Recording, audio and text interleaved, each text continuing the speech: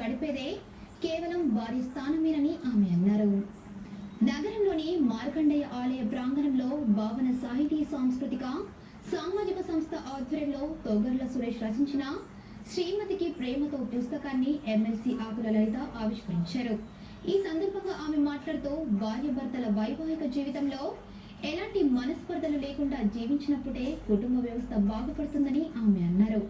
పెళ్లి వరకు పుట్టింట్లో గడిపి పెళ్లి చేసుకున్న అమ్మాయిని అమ్మ నాన్నలతో సమానంగా భార్యను ఆదరించినప్పుడే శ్రీమతికిచ్చే గొప్ప బహుమతి మరొకటి లేదన్నారు. భార్యాభర్తల మధ్య అన్యోన్యత జీవితంపై రచించిన శ్రీమతికి ప్రేమతో పుస్తకం బాగుందని దీనిని అందరూ చదవాలన్నారు.